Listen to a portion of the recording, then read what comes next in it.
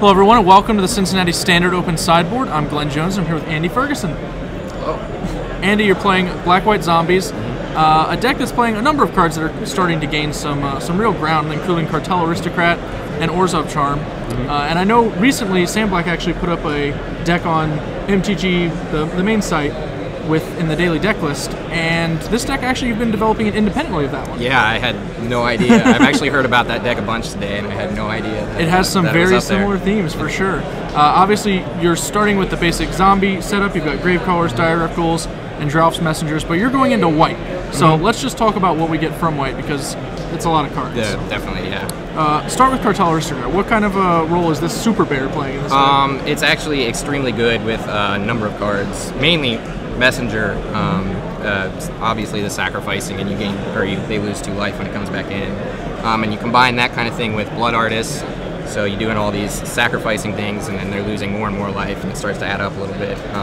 Also, if you combine it with Lingering Souls, you pretty much have a guy that has protection from whatever you want, whenever you want. So I found him pretty good. And I know a lot of people in that, or at least back when I was developing this, I got a lot of suggestions to do Bloodthrone Vampire there, which is better on the mana, but I think Aristocrat just with the protection works better because you can do a number of things. He becomes unblockable, or Azorius Charm doesn't work on him, things like that. So. Yeah, it's impressive the amount of work that just a little bit of protection does. Yeah, it's actually incredible. It's pretty good.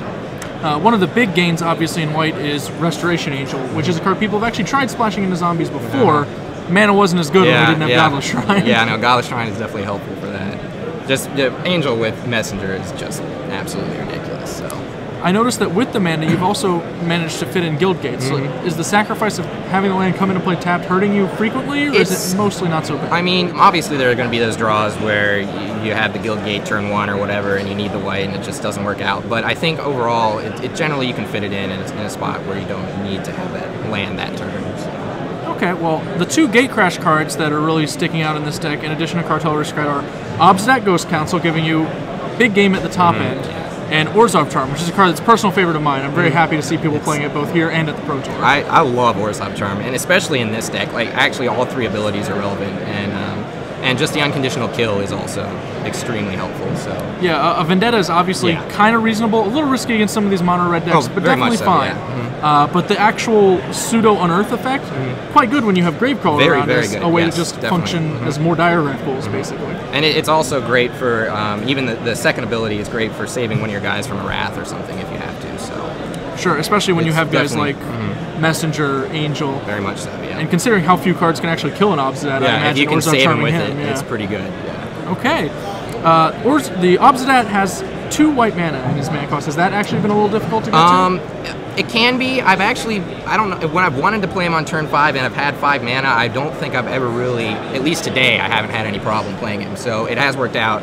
With Cavern, you can obviously fix for it, and if you name Advisor, it hits both Aristocrat and Ghost Council, which is good tip. One of the lesser known creature types, I'm sure. So it's kind of funny that way. It's name Advisor, and people are like, what? I don't know. But Cartel Aristocrat, working both sides of the creature type coin. There you go.